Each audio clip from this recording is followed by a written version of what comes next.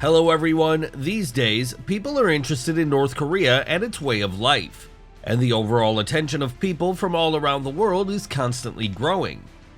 However, we know almost nothing about this country. Even if you meet one of those people who visited the country, you can hear absolutely contradictory opinions about life there. Nevertheless, today we decided to try and collect the most interesting and little-known facts about North Korea for you. Who knows, maybe this collection will help us to understand how the country itself and the North Koreans live. Let's go!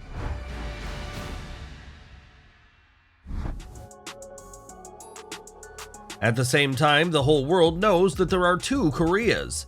Maybe we're not 100% correct?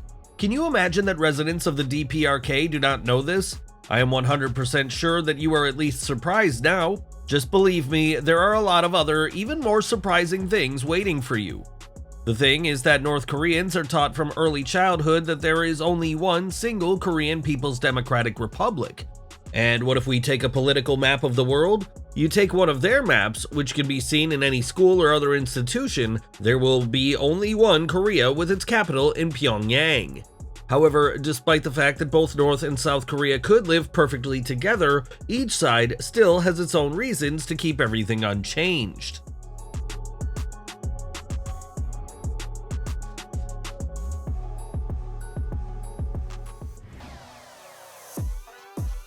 Let's just say that North Korea is a republic, at least officially. In fact, it's been ruled by the Kim dynasty since 1948.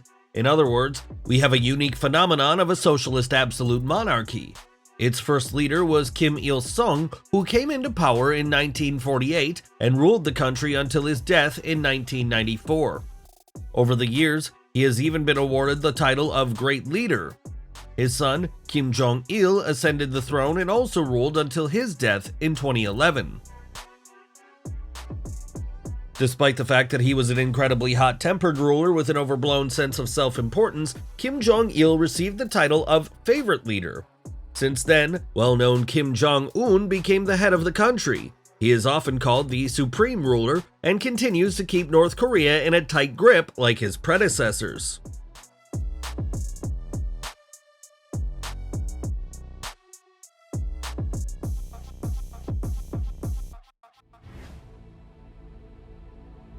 According to the Constitution, the DPRK is a socialist country. In fact, the state is equally far from both communism and capitalism, and much more resembles a monarchy. Power in the country is only inherited. At the same time, the Kim dynasty does not just rule from generation to generation, the best of them become demigods for locals, or at least mythical figures. Now let's return to the time of Kim Il-sung. After all, he was the person who turned into a real rebel hero. During World War II, he led combat operations against the Japanese from Mount Pakistan, which became sacred to all Koreans. North Korean propaganda supports the legend that Kim Il-sung took place in 100,000 battles with Japanese troops in 10 years. In other words, he had to fight 28 times a day. Even after his death, he remained in office. Kim Il-sung was recognized as the eternal president of the DPRK, and his birthday was made an official holiday. The Day of the Sun is celebrated on April 15th. Does it sound logical to you? In reality, the hero of North Korea spent most of World War II in Khabarovsk studying military affairs and Marxism. At the same time, the son of the Great Leader wanted to reach the level of glory of his father. Even the birth of Kim Jong-il was legendary because he was born on the Pakistan mountain in the camp of North Korean guerrillas. Like his father, Kim Jong-il worked without sleep and rest for the prosperity of the DPRK, improved the lives of ordinary people every day, and published many scientific works. You may doubt it, but these are the narratives that North Korean propaganda has been promoting all these years. Then it is not surprising that statues of Kim Il-sung and his son appeared all over the country. They received many high-profile titles and awards. Even after the death of the great rulers, their bodies were embalmed and placed in an impressive mausoleum in the capital.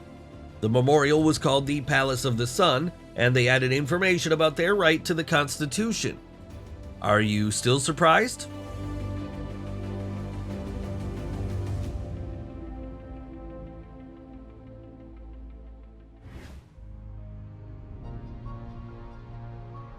Now, it's incorrect to think that all power in North Korea belongs to exclusively the Kim family and their entourage.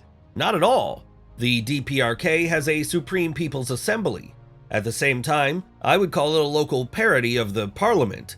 It consists of approximately 700 people, which are elected every 5 years.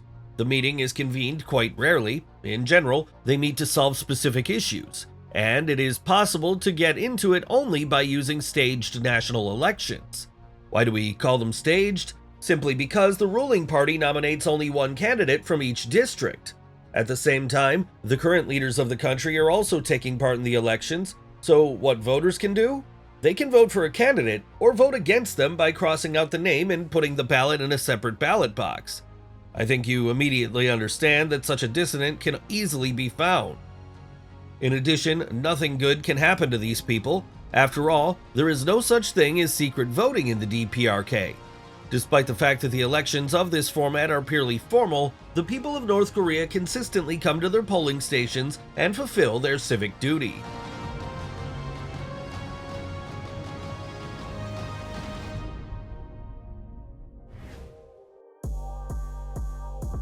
Now let's talk about taxes in the country. The DPRK is one of the few states on our entire planet whose residents do not pay taxes. What an unexpected twist! The fact is that tax collections were abolished in the northern part of the Korean peninsula back in 1974 as part of the Old World. As of today, only organizations and individuals who are outside the country for the purpose of earning money are not exempt from paying them. However, I can reasonably assume that everything will change soon. The thing is that the current North Korean government plans to return to the income tax in the near future. We'll find out for ourselves over time.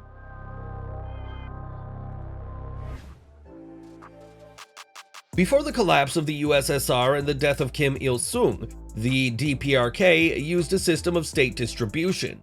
The country distributed all benefits depending on the status of a citizen. So money in North Korea had almost no value and bribes were meaningless. As you can guess, all the best and new things are given to top managers in the military. When the system finally collapsed, the people began to create their own private enterprises. For example, secretly plant vegetables in the garden for sale or sew clothes. Despite the fact that the government did not recognize the changes taking place in the country, it still made some steps to make people comfortable. It turned out that stores began to sell goods not only by using special cards, but also for money. At the same time, the same approach was used for all other elements of normal life. In other words, people started to get money, acquired goods, and a shadow economy. It was not recognized by the state, but it is still used to buy everything, even today. As of today, bribes in the country can solve everything. It's believed that almost everything can be bought for money there: medical care, housing, work, basic necessities, promotion, access to foreign media, and escape from the country, as well as such things as prison conditions and even release from arrest. An international anti-corruption organization called Transparency International has determined that North Korea occupies one of the leading places in the world in terms of its level of bribery.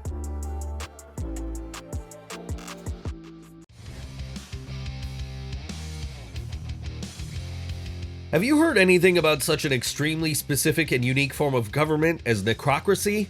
You're 100% correct. Such an approach assumes that the country is ruled by a person who has already died, and yes, North Korea is the only state on our planet in which such an unusual form of government is practiced.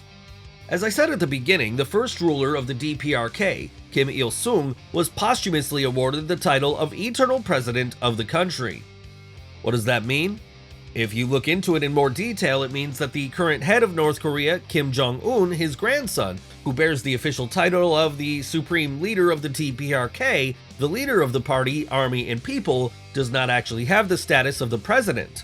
What an unexpected twist! At the same time, this fact still does not change much in the life of the country and the entire North Korean people.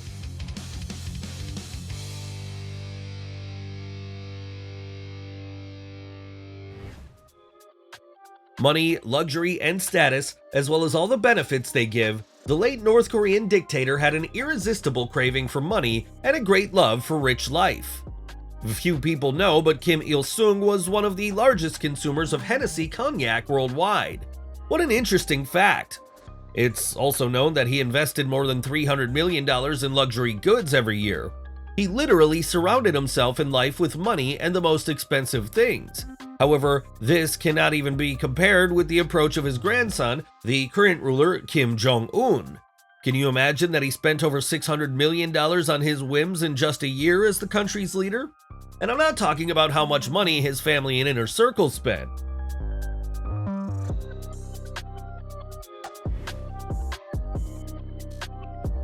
You may not have known, but North Korea has its own space program. At the same time, information about it and its successes varies greatly depending on the sources. It's well known that the DPRK's space program attracted international attention back in 1998 when it first attempted to launch a satellite, and it ended in utter failure. After that, there were 4 more launch attempts, the last of which occurred 7 years ago. 2 of their satellites still entered orbit, unlike their predecessor. However, there's one important thing here: they cannot be operated. While the North Korean government denies all information and states that all their launches were successful, and what else can they say?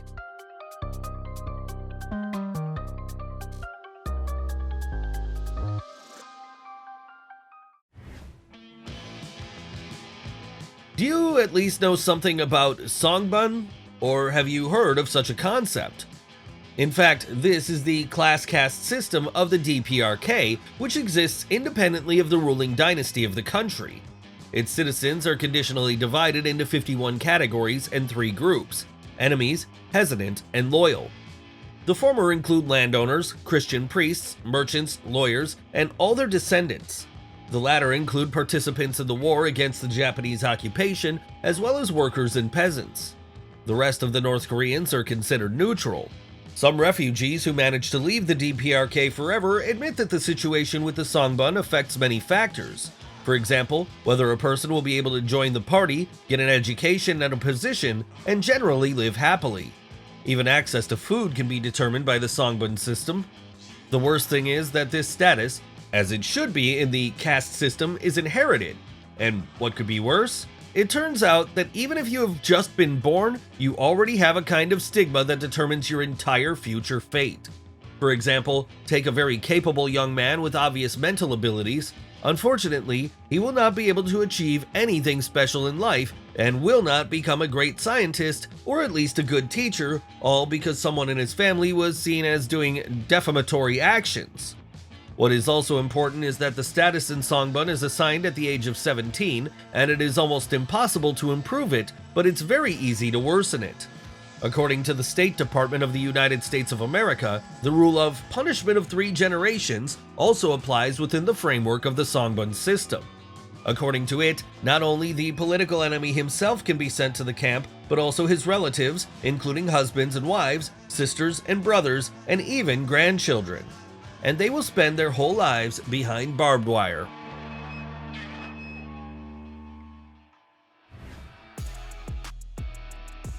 In the modern world, people have long been accustomed to using the Gregorian calendar, which is based on the year of birth of Jesus Christ. But North Korea lives by its own rules and laws. Local people use a similar system, only it is based on the birthday of their great leader, Kim Il-sung. One thing is remarkable: the chronology in the special calendar of the DPRK starts from 1912. It was the year of Kim Il-sung's birth, although the calendar itself was introduced only in 1997. Therefore, it is now the 111th year in North Korea, not 2023.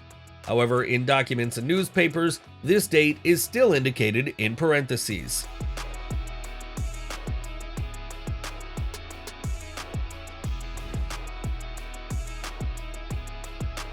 Do you think it's allowed to be creative in the Democratic People's Republic of Korea?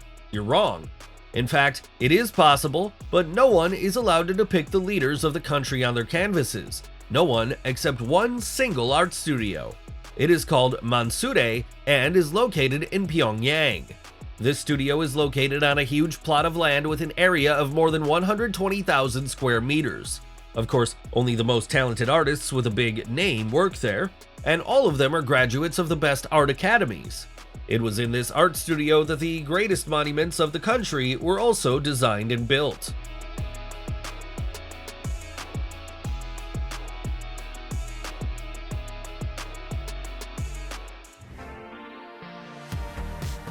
Surely you've already heard at least something about the Arirang Festival, which takes place in North Korea. If not, then I will explain. In fact, this is a large gymnastics and art festival included in the Guinness Book of Records in 2007 as one of the most grandiose shows in the world. By the way, the unusual name of this event comes from the name of the Korean folk song of the same name, which tells about a separated couple. In the context of the festival, Arirang symbolizes a divided Korea, but the most interesting thing is that about 100,000 people take part in it, and the entire population of North Korea is a little more than 25 million. In addition, the enchanting show is held at the Tornado Stadium named after the 1st of May. It is the largest multifunctional facility in the world, which accommodates 150,000 spectators. Such a scale is really impressive.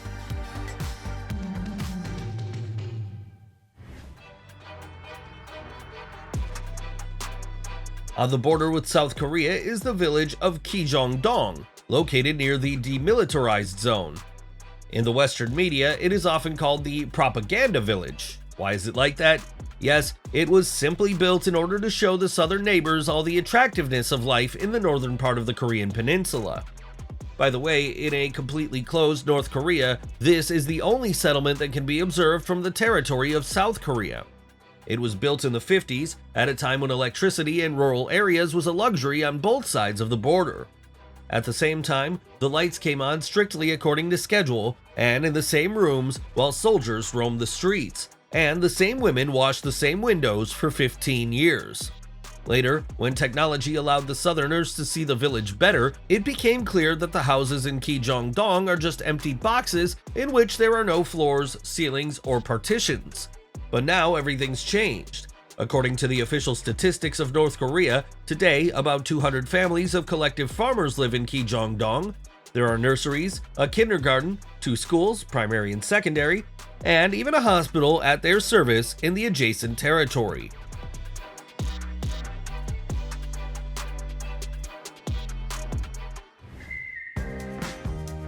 Now, it may seem like something incredible, but the majority of residents in the DPRK are completely isolated from the internet.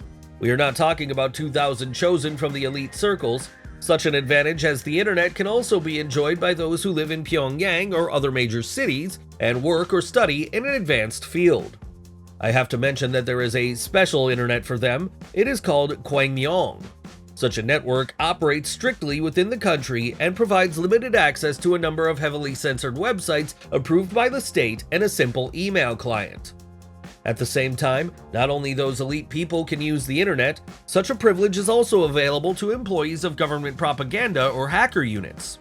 Of course, these positions are considered the most prestigious and highly paid, and the reason for this is the desire of the official government to make sure that workers are not tempted to leave the territory of the DPRK as soon as they realize that the grass is not that green on the other side of the fence.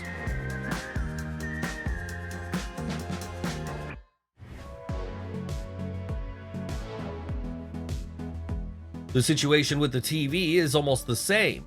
It's hard to even imagine how the North Korean people can watch only 4 television channels. The first is Korean Central Television, which usually shows historical propaganda, news, or some kind of emergency message. The second is Mansudae Television, which broadcasts various educational programs. The third is Ryongam-asan Television, with more educational programs for students. And the fourth is Athletic Television. Judging by the name, it is already clear that this channel often shows all sports events with the participation of athletes from North Korea, as well as documentaries about sports in the country. The choice is small, but people can somehow live there.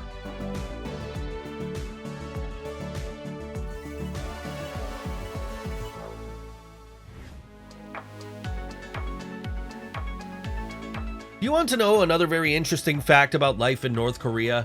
The vast majority of the electric infrastructure of this country is hopelessly outdated and is literally falling apart.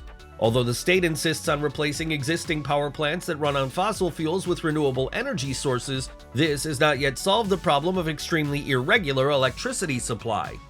It is even difficult to imagine how one can live on schedule in our modern world. It turns out that most household electronic appliances and devices such as TVs and other equipment can be used exclusively at strictly designated hours in order to prevent network overload.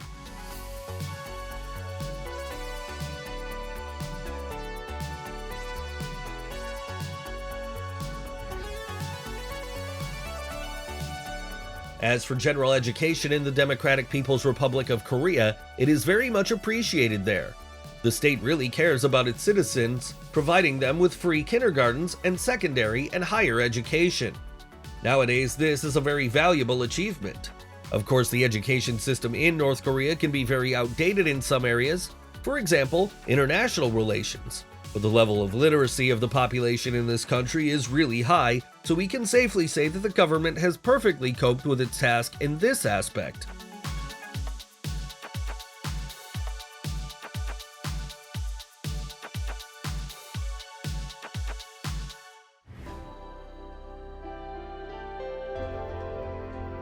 You may say that such a statement is too loud, but in fact it's true.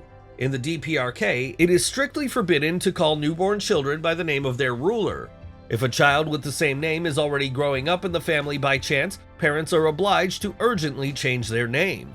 Does it sound strange? Yes, it does. However, this is not the first band of its kind in North Korea. In 2011, Kim Jong-un's father, Kim Jong-il, issued the same decree regarding his name.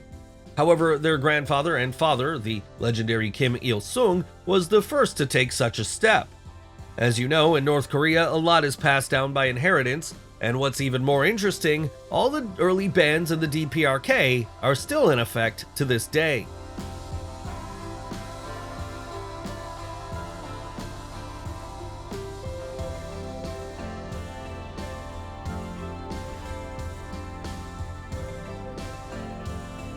This is quite an unusual and rather strange fact, but the inhabitants of the southern part of the Korean peninsula are taller than their counterparts from the northern part by 3 to 8 centimeters.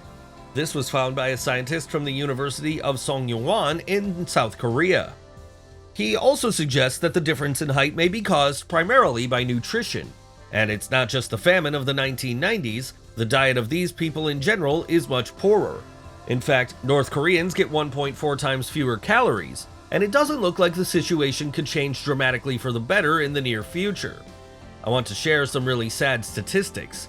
According to the General Definition of Hunger, a special method for calculating the level of hunger based on UN and WHO data, 42% of residents in the Democratic People's Republic of Korea are malnourished today.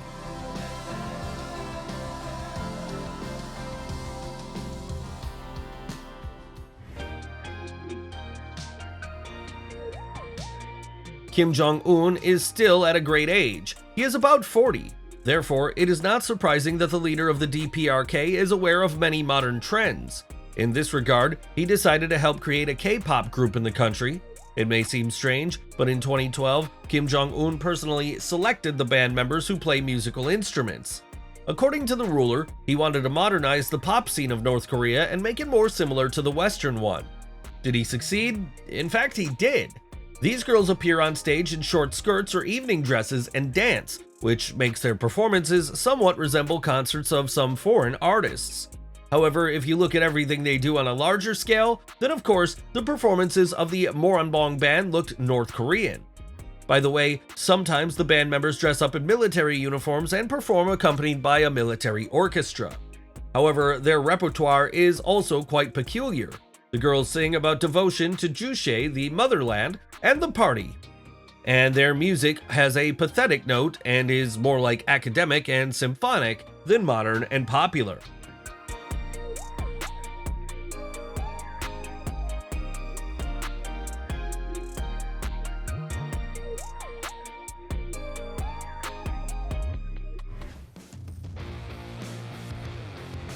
Back in the distant 1990s, Kim Jong-il introduced the Songun, or the Army First policy, which in fact predetermined the future of the entire state. Since the Democratic People's Republic of Korea pays special attention to the Army, today it confidently ranks 4th in the world in terms of the number of active military personnel. This figure is impressive.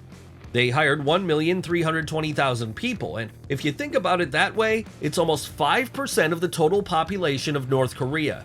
But that's not all. You definitely understand that by counting the total number of military personnel, including active personnel, paramilitary formations, and the entire reserve, the number of people ready to go to war will grow significantly.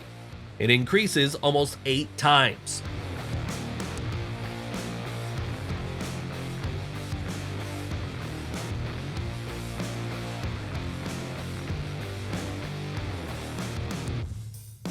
The number of people is huge and there is nothing to argue about.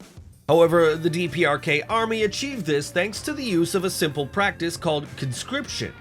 Until 2015, only men suitable for the age category were called up for service, while women began to serve exclusively on a voluntary basis. Today, everything has changed dramatically.